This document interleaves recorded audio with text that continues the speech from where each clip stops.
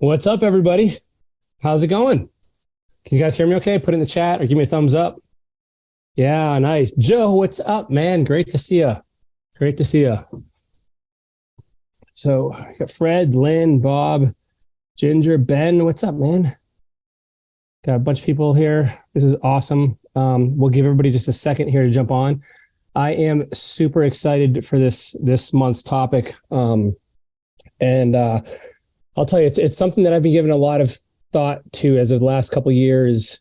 I think as you kind of get a grasp on business and things start going well and you start making more money, I think it's natural to have more concerns about stewarding it really well. And, Lifeonaire teaches a lot about, ultimate fulfillment really not coming so much from what we accomplish and what we're capable of, but at some point it's about giving above and beyond to ourselves and contributing to others. And so your family, and by the way, if you don't have a family, that's okay. Because this is still relevant. Let's say you become a multimillionaire who's also a Lifeonaire. Well, maybe you want to give that away to somebody or a charity, or maybe you want to bless another family with that. And so in any case, I think it's an important conversation to have. And so, how do you handle generational wealth? How do you think about generational wealth? How do you build it? I put together a couple of slides for us to kind of guide the conversation. And one of the things, this is not meant to be a presentation, by the way, but I'll go through some things to kind of help us spark some conversation. I put together like a really simple, just a super, super easy way to build generational wealth, like that literally anybody can do. To become a multi-million-dollar generational wealth, it'll take you a couple generations. It's not going to be one generation, most likely, but it's something I just want to show everybody to illustrate how easy it really is. And if this is something that interests you, cool. But I also want to give you some cautions as well, because, I don't want to get into it too much yet, but like money can has a lot of downsides too. And that it's easy to kind of poke fun of when you don't have money. You're like, yeah, I'll take those challenges any day of the week compared to the ones I have now. But in all seriousness, it does create some problems. So let me tell you what here. And so I do want to ask you guys, right from the start, I want this to be a conversation. So at any point during any slide, while I'm talking, while I'm showing you something, ask a question, put your hand up. Let's bring up a discussion. Maybe I'll even ask, I see some very familiar faces on the line here. I might even ask you hey, what do you think about this? And let's generate a discussion about this, because I think too few of us talk about money, and too few of us talk about this subject, which I think is at the back of a lot of people's minds. And so I'm going to pull up the slides now. Give me a second here. You guys are going to be impressed. I've never used Google Slides before. And so we're going to see how this goes. That's not the right button. It's not off to a good start. Here it is. Okay. All right. You guys should all be able to see that. And I'm just going to, I'll probably go to this view, which I believe is let's go to this slideshow view so that you guys can see that. You guys should be able to see these slides, I think. Can you guys all see that? Yes. All right, cool. So again, here's just a few slides to guide the conversation. And I want to show you an illustration of how easy you can do this. And I'd like to really, really, really have a discussion about this. And so changing your family legacy, I don't know about you guys, but I was not born into wealth. Now it's kind of funny because I had the potential to be born into wealth, meaning, my grandfather was a physician. And but back in the day, it was a small town physician. He literally had his doctor bag and he would go house to house and visit people and make house calls. And he was kind of like a legacy in our hometown, because people would come into him and they didn't have any money. And so he'd be like, just give me $5, whatever. And he would just take $5 for his services. And so over time, he had the ability to generate real wealth, and the fact that we grew up in this very small town that we have a lake there. And if you look at that lake today, back then, And by the way, my dad was the same way. My dad was an accountant, not a CPA, and my mom was a nurse. And so just kind of, blue collar kind of income, but nobody invested. Nobody talked about generational wealth. Nobody had any business sense or entrepreneurship. And so this lake in our hometown, basically it was almost free back then. Like it was the property was so cheap because nobody was in the lake. Like there's a couple of small cottages in the lake. And if you go there today, a single lot you're going to spend $1 million like without blinking an eye. And I'm like, oh my gosh, if my family would have just thought of this in advance, they could have just bought some of these lots, like when it was almost for nothing. And so I think all of us have these opportunities around us. And even if you don't see those opportunities, I want to show you a way that you can make this build. So, and in some ways, I think maybe it's a blessing because who knows, like who knows, and this gets into kind of what some of the negative effects of generational wealth can be, but who knows what I'd be like? Like, would I just be like a rich, spoiled brat or something? Like, or would I be lazy and like, just be like, 400 pounds on the couch and, just eating bonbons all day? Like, I don't know. And so let me give you a disclaimer here. And I'm going to tell you right off the bat, I'm not an accountant. I'm not a CPA. I have no relevant certifications, licenses, degrees. I don't have any of my Series 7 or any of this stuff. So everything I'm going to tell you, I want you to check with a professional before you do anything with it. And we're just going to say this is for entertainment purposes only. Basically, I'm just like, so don't listen to me, but don't do what I'm telling you to do. Here's one of the scriptures, and even if you're not a Christian, that's totally fine. By the way, still go and read the Bible and read Proverbs because Proverbs are awesome. This is not meant to be disrespectful, but Proverbs is kind of like the awesome fortune cookie chapter of the Bible where everything is like a one-liner and you're like, oh, that was awesome. I need to read this. And it's this great practical advice. And Proverbs 13:22 says, a good man leaves an inheritance to his children's children. A good man leaves an inheritance to his children's children. So most people would think that this is financial, right? And we're talking about not our kids now, but our grandkids. But there's two parts to this that sometimes go underappreciated. It's really a two-part inheritance. And you could even argue there's other parts as well. But at the very minimum, it's a two-part inheritance, which is number one, passing down the education, the guidance, the understanding, the training, all of the things that are involved in stewarding that inheritance, because this is why we see people that make a ton of money. And, what was the recent lottery here is like billions of dollars, like something insane amount of money that it takes. And I didn't believe this. Listen, I've been a skeptic for almost everything I've done in my life until I do it. And so I always thought if I had more money, life would be easier. It is not easier. You have certain things are easier. Sure. You don't have to worry about going to a restaurant and buying dinner, but there's a tremendous amount of responsibility and stewardship that comes along with wealth. And you have to develop that. And I think we'll talk about this in a moment, but sometimes giving somebody who's not mature, not mature or ready to handle that wealth, you could absolutely ruin their lives. Give me 1 second, guys. I get a coffee.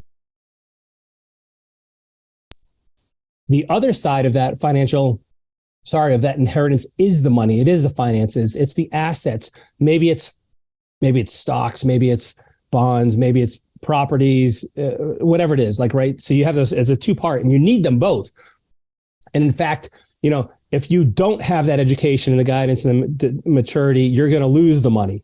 And so you really, really need both of those. Now, with that, there's the other part that I've mentioned already is that generational wealth really can very easily, maybe even easier, ruin your family and just, curse your family tree versus being a blessing. And you really need to think cautiously before you decide to do this. And here's a couple things. Money can easily ruin a life as easy as it can help a life. You can create a sense of entitlement in someone where they expect things to come to them. They no longer understand the value of a dollar. Money could become an idol for them, right? It could lead to greed. The person who loves money never has enough of it. And so as you start to get money, you may put your hope and your faith in it. And you're just like, I think of like Scrooge McDuck and like doing the dollar dive where it's like, going in the bathtub jumping through money and stuff. It can be your complete idol. It can drain your ambition, right? You can start to lose your sense of creativity, and it could handicap your resourcefulness because, Steve Cook has said this multiple times. Like when he first started real estate investing, he didn't have any credit. He didn't have any money, so he had to be creative. And so when your back is up against a wall like that and you don't have these resources, those are sometimes when you make the best decisions ever because you have to, like you think of it. Like if like, yeah, I got all this money, who cares if I blow it? Like it's just, it kind of does a disservice to what it took to get there. And actually this is one of the problems we see in multi-generational businesses. Like the founder oftentimes gets this awesome thing going, and the next generation kind of keeps it going, and the next generation like loses it, right? Because they were given that. They were given it. They didn't earn it. They didn't work for it. They didn't have to become resourceful and ambitious to accomplish it. You could have, friendships and relationships questioned. You might wonder like, hey, does this person really like me? Or are they here for my money?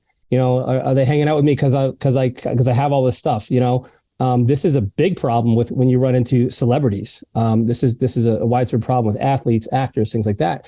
Like, where are these? If things hit the fan, are these people still around? That can be really erode your sense of humanity and people caring about you and you being lovable, right? It could make you a target, like for others, right? I remember hearing Robin Thompson once talk about how she was driving along the highway once, and she was targeted for someone pulled right into her. She had a Mercedes, someone pulled right into her and crashed into her. And later it was discovered this person thought she'd have a lot of money and she had the car because she had the car. So there's all kinds of things you got to just be cautious of. I'm not telling you not to do it. I'm just telling you, be cautious. All right. And here's one that's important to think of as well, is like, money can influence how your family is raised and your relationship with your kids. And even there, this is something we all kind of probably struggle with as parents. Like, Joey has a new cell phone and now your kid wants a new cell phone and the latest iPad or whatever it is. And like, so you don't want your kids to look at you as like, dad or mom national bank, right? Because that's going to drain them of the exact same things and that we're talking about here. So it's not just you. It's like it expands into your circles as well.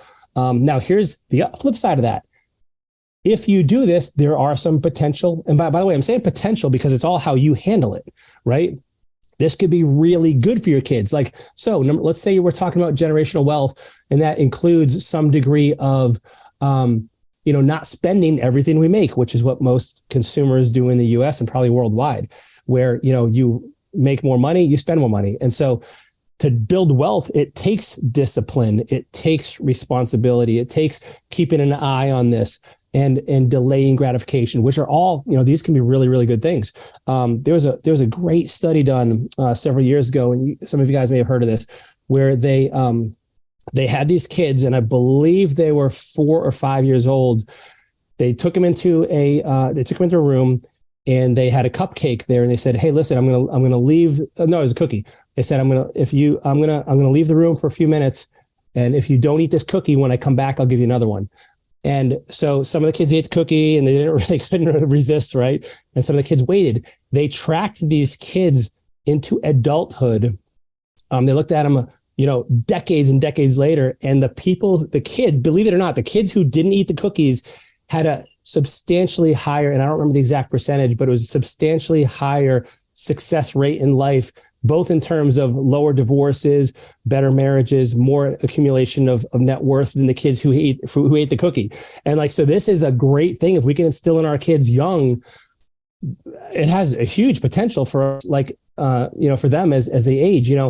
One thing related to an inheritance is like, a lot of us will say things like, I want to give my kids what I never had. Right. But, and I've said this before, I think a better phrase to live by is I want to teach my kids what I was never taught. Like I think that's how we do this. Here's some other cool things. You get them to invest in their own future. Like how much better and how much more do we do we get involved and feel ownership of something when we get to make choices and we're not just told what to do? Like nobody wants to be told what to do, but if they start to take ownership of this and they start to like see the path for them and they can get excited about that and they feel like this is they're part of it rather than just, you know, a tool like that really allows them to take that as well. You can show them and demonstrate and model creative ways to make money, like because they're going to be watching you in your business. You can teach them about entrepreneurship. Now, listen, some people are going to want to get a job. Some of our kids are going to want to get jobs. Some of our kids are going to want to be business owners, entrepreneurs. Like, let's equip them with all of the choices and let them decide, right? And our best thing is to kind of give them the pros and cons and help them think through it. But the more you can equip them with more opportunities and choices, the better. And then lastly, you know, teaches them the importance and value of money. Like how important is this? Like, gosh, man, I'm still not sure my oldest daughter has a full appreciation for money yet. But you know, but my job and all of our jobs as parents is just to kind of like, you know, do this and teach them. Anybody have any comments yet on this? Like, I'd love to hear what you guys have to say about this so far. We can continue for sure, but I'm just trying to like set the framework here.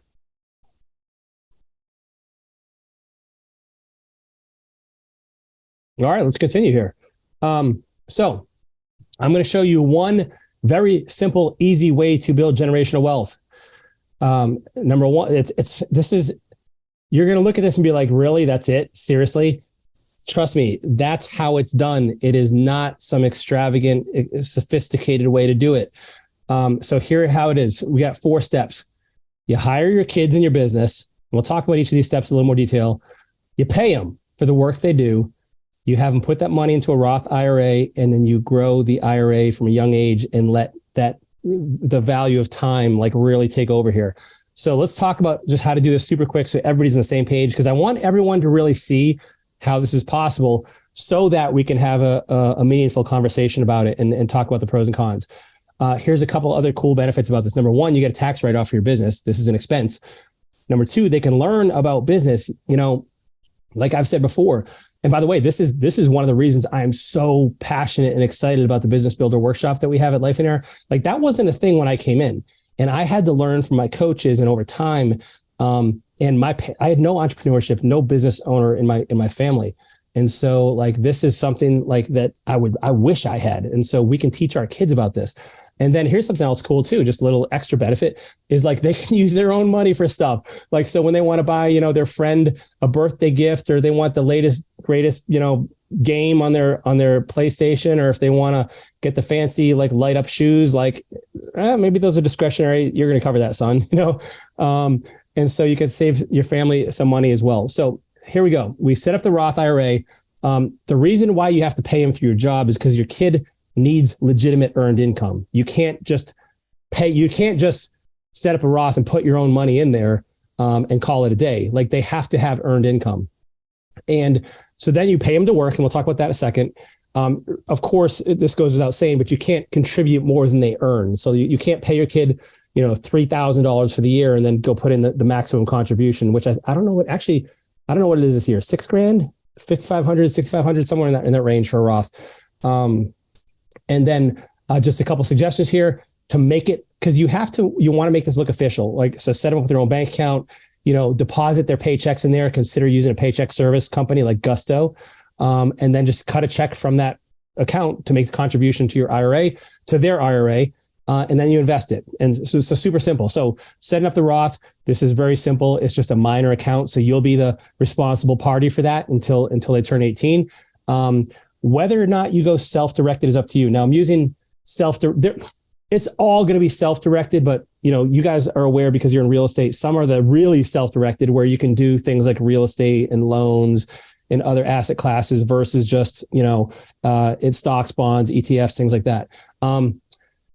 You got to decide which is best for you. You got to figure out how active you're going to be, because a lot of the accounts with, like, for instance, TD Ameritrade, like, you know, I have some accounts with TD Ameritrade, for instance, they're free. You're not paying any maintenance fees.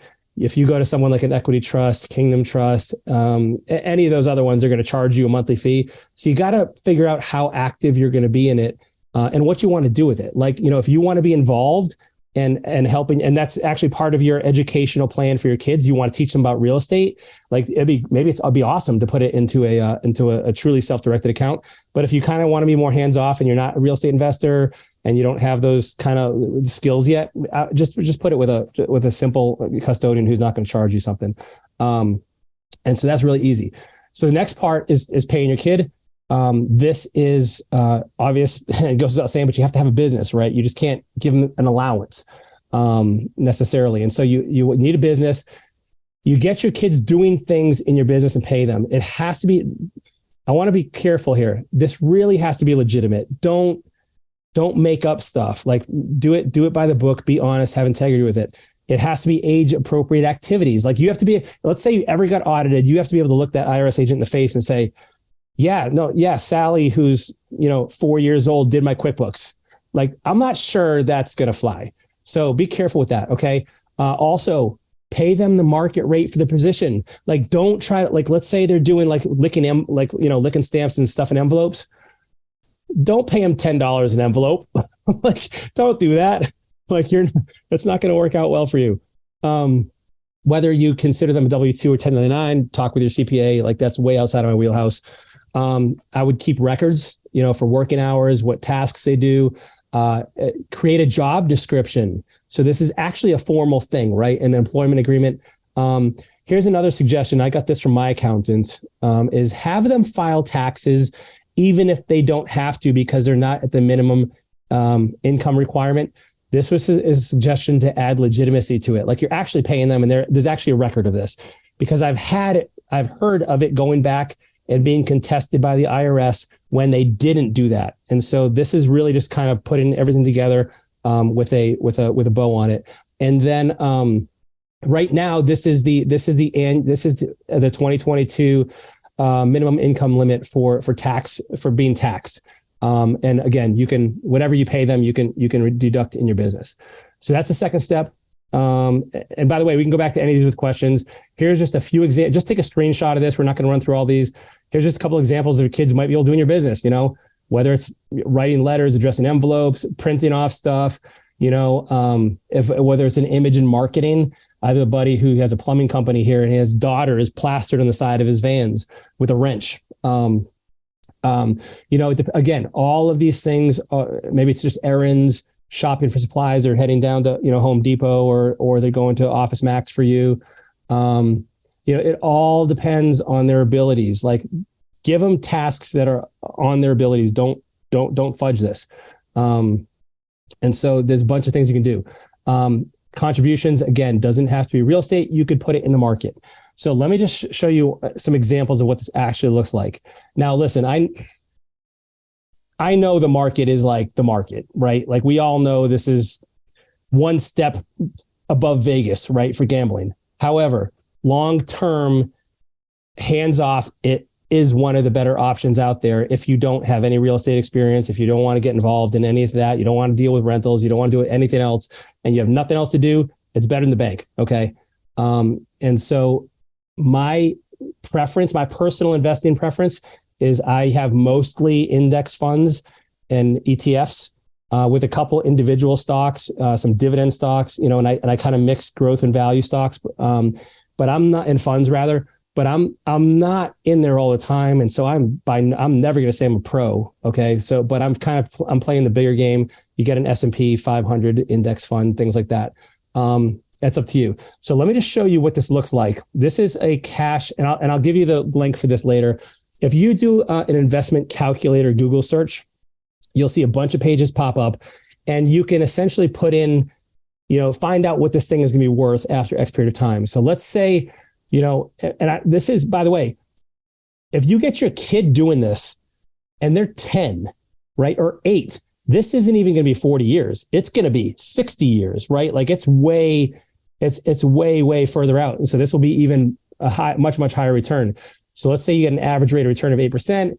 You put in 10 grand that first year, and then 6 grand a year after that. Inflation 2.9. For that 10 grand up front and 6 grand a year, you have $1.9 million, like after 40 years. And that, like, again, that should be even more because, unless you're hiring their kid when you're 20, which is fine too. We're really talking about getting kids on board early with this. If you have same exact terms, 10% return, now you're up to 3.4 and then a 12. And by the way, I'm not saying this is realistic, but I just want to illustrate like the power of different interest rates over time. Now we're at 6 million. So this is just a super easy way to do it. Is just, and even if you just do the S&P 500 and let it sit there and do nothing else, like you're going to do okay. All right. Now the power with this is when you start to apply this to generations. Now it gets a little tricky when you start to talk about generational wealth because you can influence your kids, but what's going to happen after that? Now, so this is where a little bit of a step of faith is taking place where you kind of got to really make sure you do a good job with your kids so that what you passed on to them will be passed on to the second generation after them. Let me just included a couple other thoughts here before we open it up for other wealth building considerations that are not necessarily tied to the approach that I just told you, but some other things to consider as well. The fastest way to go through, to become broke, to lose your money is to go through divorce or health issues. So number one, don't get divorced. And two, get health insurance. Please at the very least get something like an HSA and a high deductible plan. Maybe it's 10 grand out of pocket of your yearly premiums or whatever. But like health insurance, it breaks my heart when I see people that don't have health insurance and it's so cheap. Like when I'm not telling you to get $100 deductible, like health insurance, right? Like get something a high deductible plan just for catastrophic events. Okay. Also consider, key person, insurance. If you have assets in your business, for instance, or that you can't pay off or they're heavily leveraged, this will, or long-term disability insurance. This is a consideration as well. For investing, I mentioned this, keep it easy, keep it simple, exchange traded funds, index funds. You don't have to be a real estate investor. Now, with that being said, I personally think real estate is the best wealth building tool out there. But that's okay. It's not for everybody. And maybe you have a full-time job and you don't really like real estate. But here's the cool thing, like on what I just shared so far with that Roth, that is just the retirement account, right? Like let's make sure we're clear on this. The generational wealth could be amplified and multiplied, exponentially if you have people that actually make a lot of money in their life as well. And if they buy other assets, not even including that retirement account. So like this can snowball very, very quickly. And just a couple other pieces of information here. Estate tax is currently 12 million. This is just in terms of making contributions. Don't wait till the end of the year if you can avoid that. Because if you're in a stock, for instance, or a dividend fund, you're making interest. You're getting that dividend on that contribution instead of waiting until the end of the year.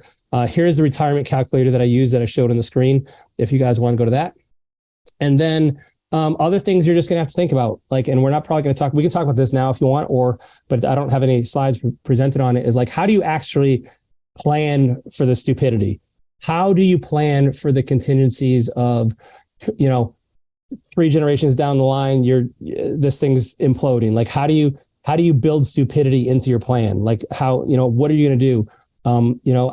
We have people, I've heard all kinds of things from this. Like we have a gentleman in Lifeonaire who said he's going to create he's going to set up an estate, and every year they're going to have a random drug test to determine if his kids are using drugs. And if they are, they're waiving that year's worth of inheritance. And that's just one. I've heard 1,000 different ways that the people are doing this. I can't tell you that I've seen one that really, there's pros and cons to all of them.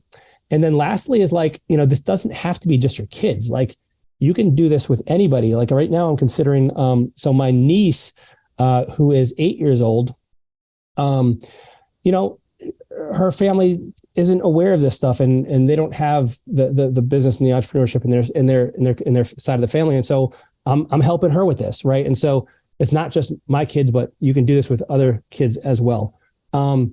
So that's all I had, guys. Like I wanted that to be a springboard for our discussion to talk about the pros, the cons, the ins, the outs, the hows of generational wealth. I'm going to open it up now. I'll stop sharing my screen. Does anybody need me to go back to anything that you want to see again?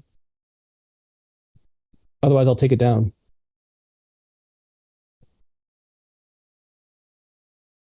All right, you got it. All right. Cool. All right, we got a bunch of people on the line here. Let's talk about this. What are some of the things you guys are thinking about? After seeing those slides, what are your thoughts? Joe. Hey, Jason. Just a thought. Something that hit me was from the book, The Millionaire Mind. And he said one thing that stuck with me is generally broke people talk about income and focus on it, and wealthy people talk about net worth and focus on that. And that's why you never hear broke people talking about their net worth, and vice versa. So the earlier you can get your kids thinking about net worth instead of their income, the more likely it's going to change their life and their kids' life. And just that one thought change would change the whole direction of their life, most likely. Man, that's really cool. And yeah, I mean, how many people do you hear talking about that, right? Yeah, he said at his millionaire retreats or his, the country club, you don't come in and say, what do you think John's making, per year? They always ask, what do you think John's net worth is? It's just a different way of thinking about wealth. Yeah, that's awesome. Thanks, man. Great. Who else?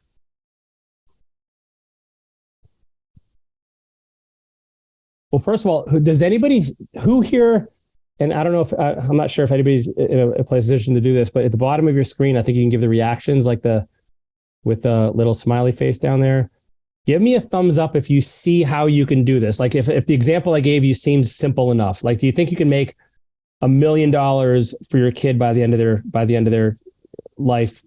So, okay, cool. I just want to make sure, because I tried to think of it, like, I didn't want to talk about real estate or business because it's too individualized, like how to do that. But like, I figured this is a super simple way to do it because, even if you assume an 8% return over 50 or 60 years in the market, like you see the value and you see the principle at work. So what do you guys think? Let's hear some questions, comments. Otherwise it'll be a really short call. Let's have a discussion here. Ben. I'll talk. Yeah. I don't mind to talk.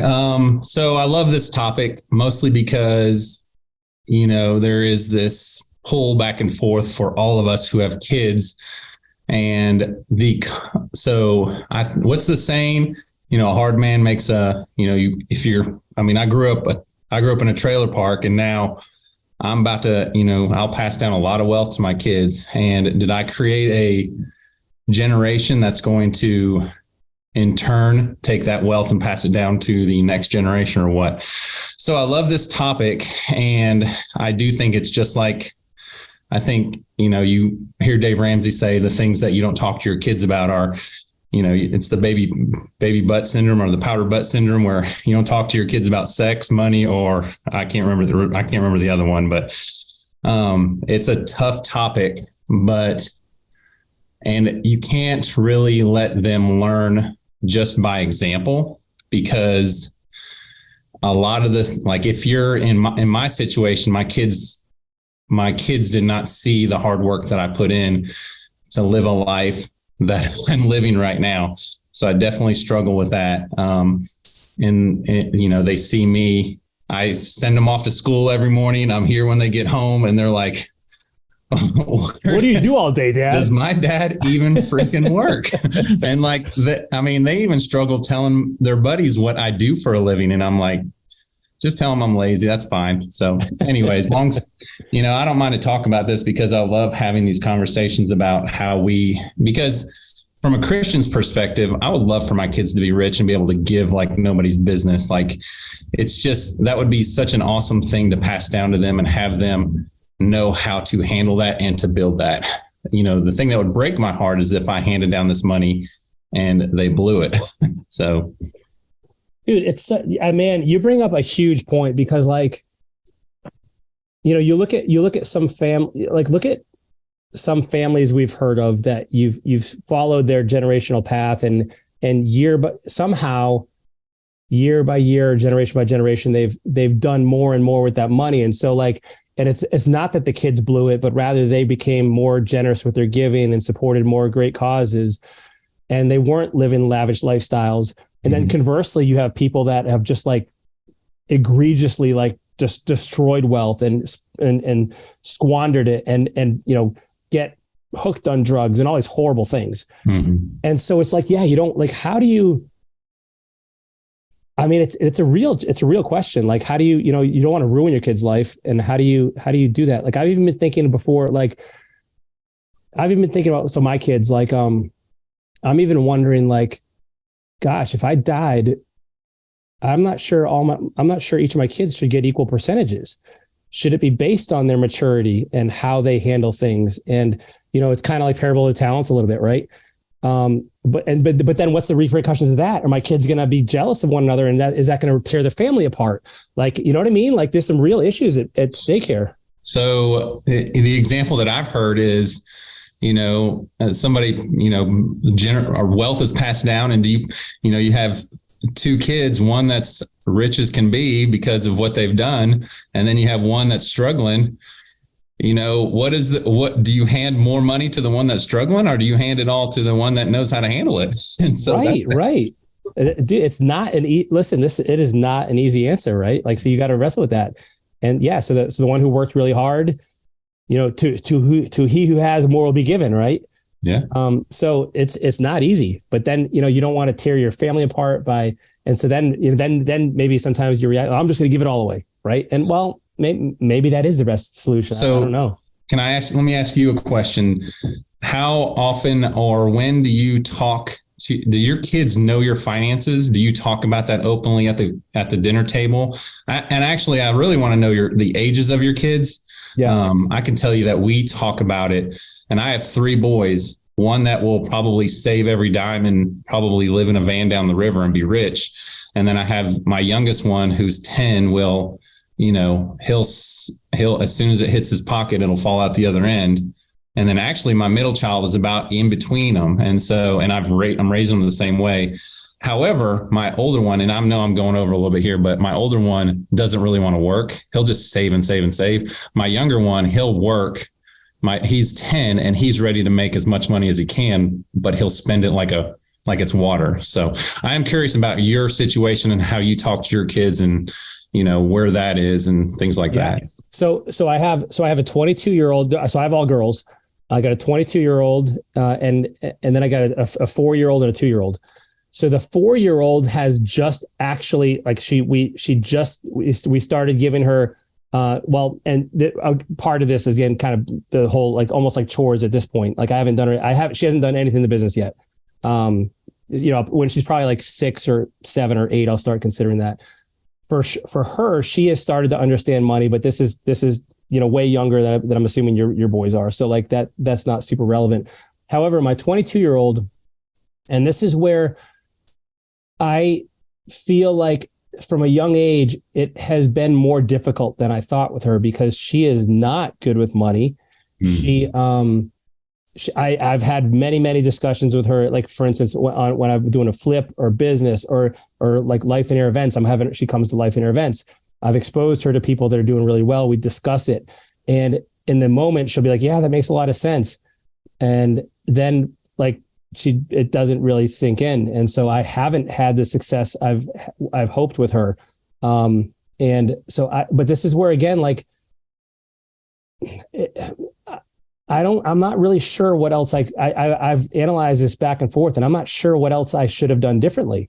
Cause we did talk about money. I gave her the pros and the cons. We talked about, everything from even not only about money, but being on somebody else's calendar versus your own calendar and creating your own value and how to ensure that your resourcefulness is in alignment with you being rewarded for your skills. And like, she hasn't fully embraced that yet. She tells me what I want to hear, but I just haven't seen it in the actions, man. And so I don't know, like, I'm not sure if it's the other voices that have her ear, like, whether it's the college community, the liberal arts college she went to, or if it's her mom. So her mom and I, like, we separated when she was 5. And so there's another influence there. And I don't have the solution, man. Like, but I can't tell you I have 100% success rate at all.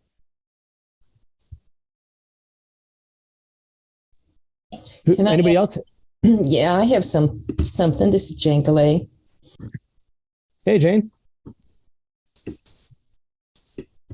I think this is this is really important topic.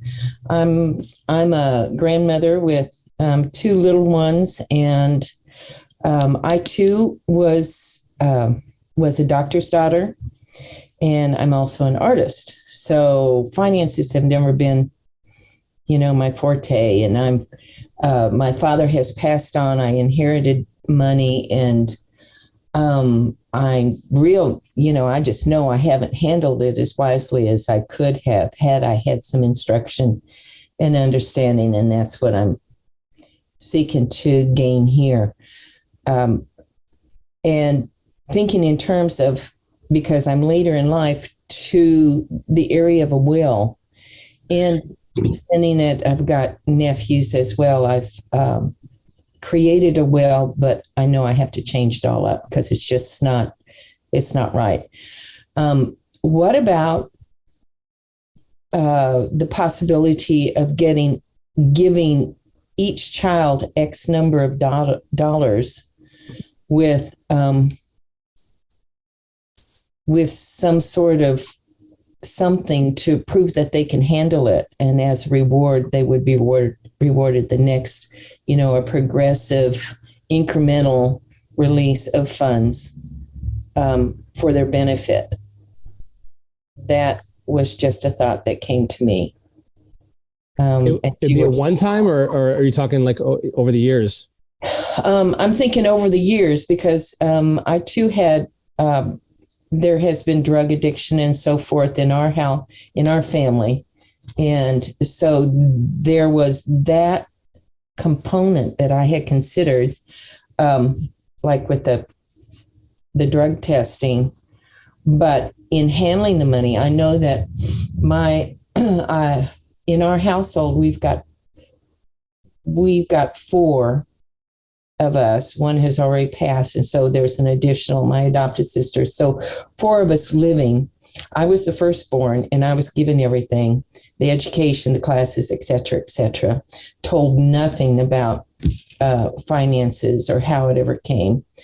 My younger sister didn't go to college, didn't hardly even finish high school, but yet she and her husband are the wealthiest of all of us. Again, making the point that was brought out, she had to, and she just kind of pressed on, and she got into real estate early. I've got another one that's coming out of drug addiction, and she's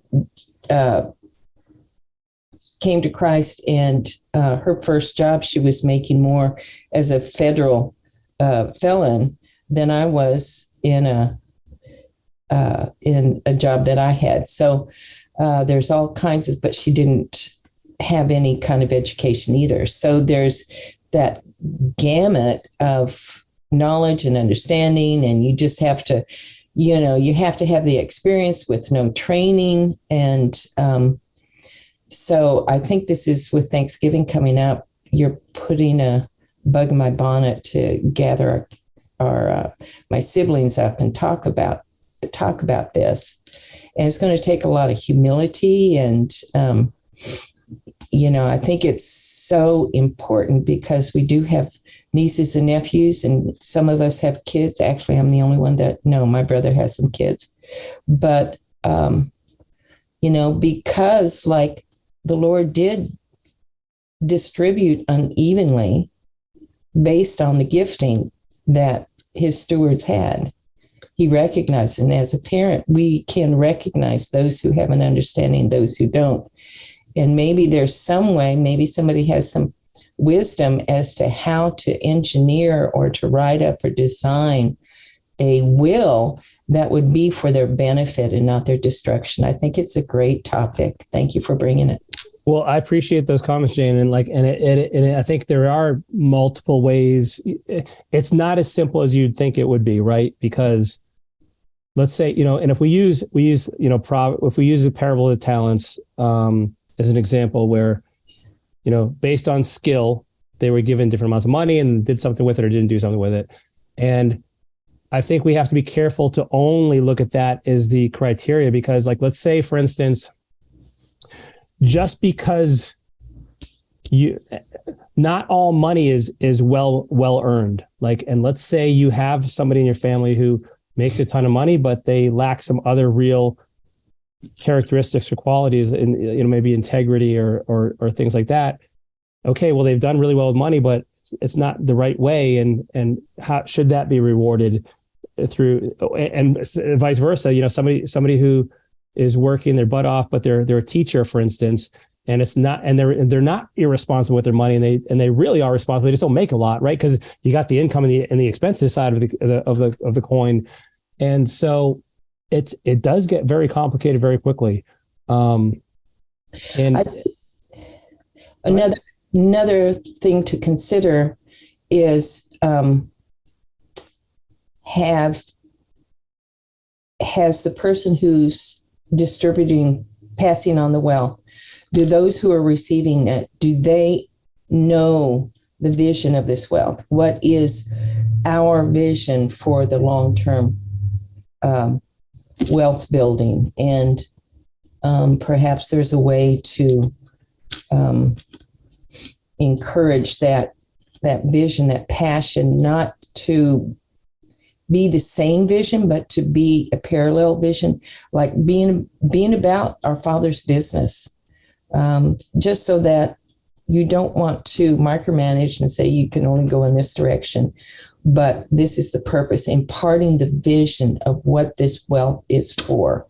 Yeah. And if, unlike myself, I just received some money, and which was just changed my life as to where I was, but it is such a great responsibility. And really is. Yeah. And I had no real, there was no communication as to what's this money for other than education and well-being. So what does that mean?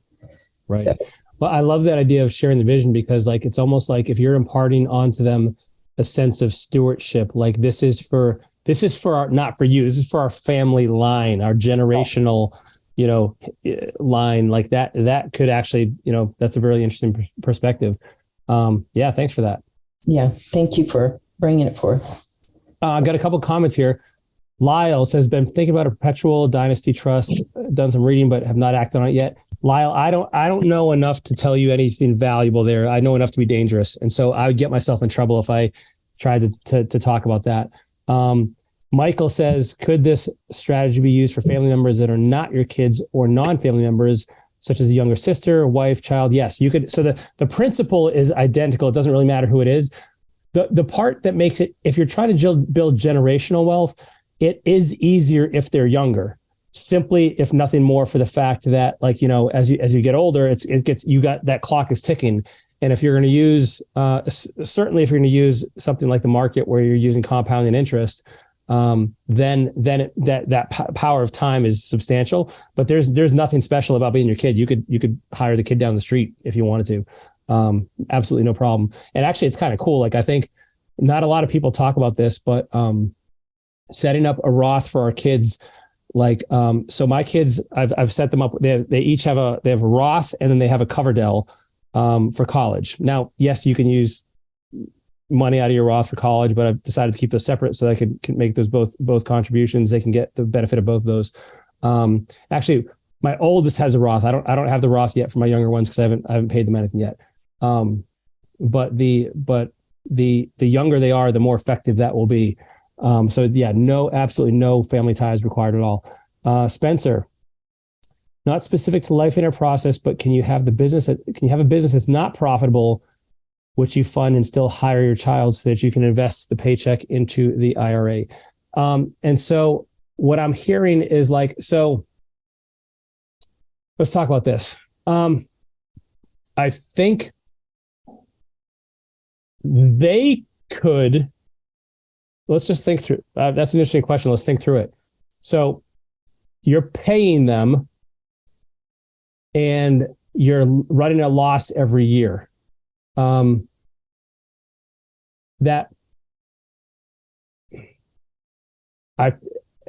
theory you could, but in practice, I think you'd have some problems because number one, like if you're not, let's say that's a business it's really not a business and you're kind of trying to work around it a little bit. And you're like, hey, I'm just going to form this LLC and I'm going to say, I'm going to set, maybe you even pay them legitimately, through Gusto or ADP or whatever.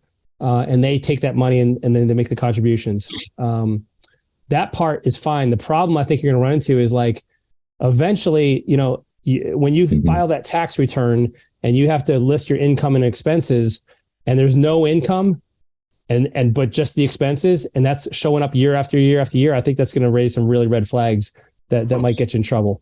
Yeah, Jason, this is Lyle. You do have to get concerned about the IRS considering it a hobby and not a legitimate business. So, and then there could be repercussions. Oh, cool. Thanks for that. Yeah. So, I mean, cool. Kudos for trying to think of a workaround, man. I'm not sure it'd be the best idea though. You really do want to kind of like, because don't forget also though, like part of the thing that is valuable is teaching them about business, right? And giving them some skills and helping them kind of see what you do. And so you really kind of want to be profitable so they can see you and get excited about it. Like, and maybe you say, hey, the better we do, like to Ben's point earlier about sharing with your kids about this, maybe you even set it up so you're like, hey, the more that we make here, you're going to get like a bonus, right? Or we're going to increase your compensation. And so you can get their buy-in on that. And so you want to kind of get them excited about making money. So great question though, man. Okay. Yeah. So he says right now the business isn't profitable, but hoping it will be in the future. Cool, man. Yeah. So, as long as you're, so I mean, you probably want to move in that direction and if anybody has any other thoughts on that, but like, maybe you could start at a small extent. I don't know if being profitable means you're losing money or if you're breaking even, but that's something to consider.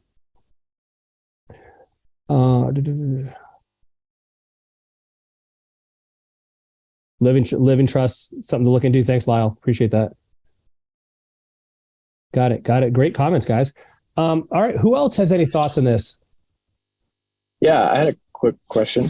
Yeah. How much do you consider, who you're giving money to in terms of what, because it's really like you're entering a partnership. If you think about it, if you've got some kind of specifically like real estate, say you've got a rental portfolio and you're splitting it up between kids and you find yourself realizing that, there's one or two that are like, I could take this instance for myself. I've got 3 brothers and my dad's a real estate investor. And, I could see 2 of them just fumbling with, a handful of rental properties all of a sudden. So, how much interest should you take in the person on the other side and what makes most sense for them? Like I'm also thinking about my uncle and his kids.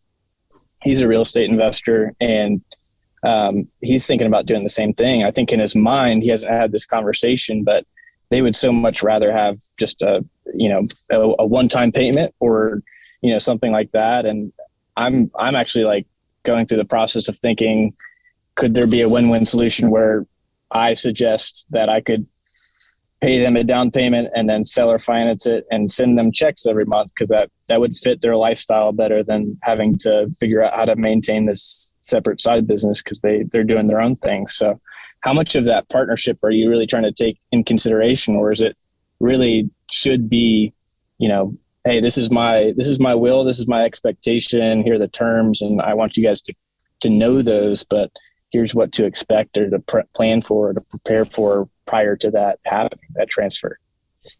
That's a great question, man. And I think that to me personally, and I'm curious to hear other people's thoughts on this as well, is like, I want to see a track record. I want to see that you've proven to me that you can handle this, that you have the ability, the discernment, I don't want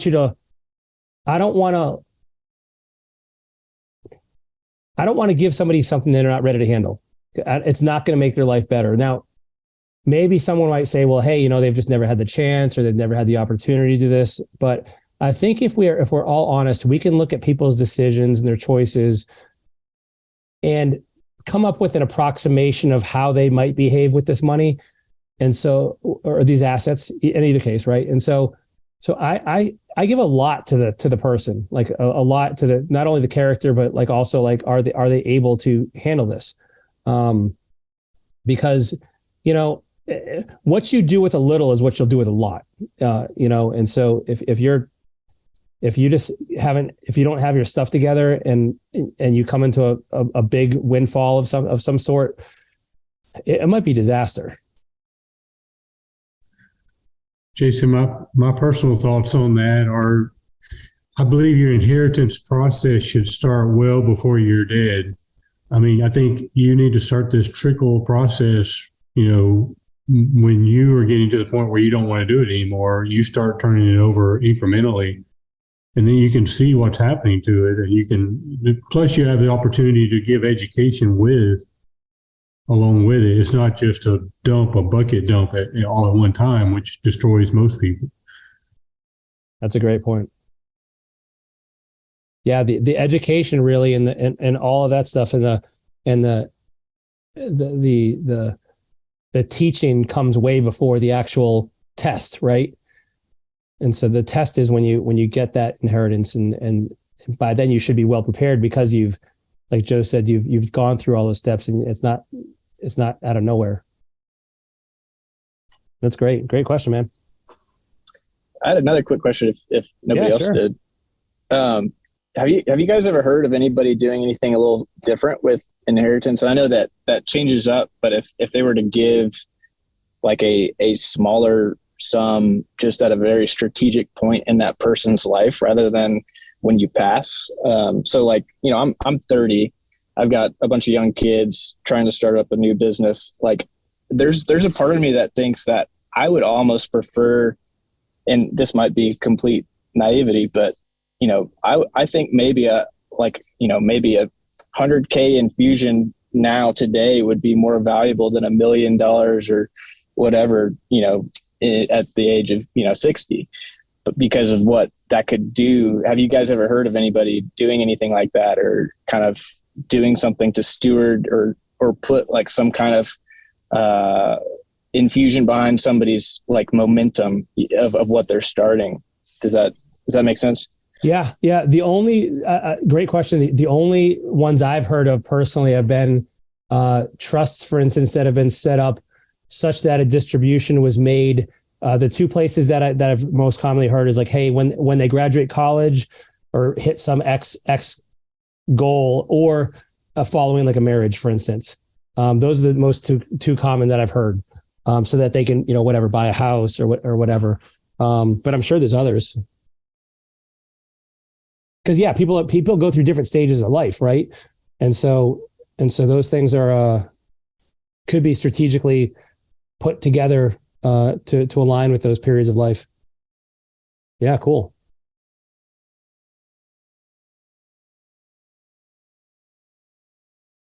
Harriet, rent a property would not be a blessing to those who cannot handle it, for sure. And listen, some people just aren't.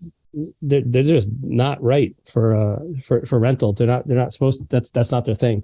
529, Beth. I like 529s, but the 529, the difference between that and really like a Coverdell and it's called an ESA, educational savings account, is that the 529, usually you have a select pool of investments you can make. So your contribution limits are higher, and that's great, but you're more limited in your ability to choose which investment vehicles you go to. You can have both, though. You absolutely can have both.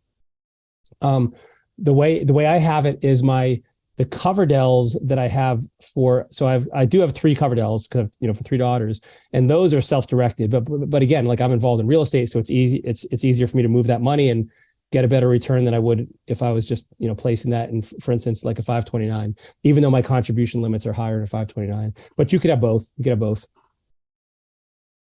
I'm just trying not to overshoot the goal too much.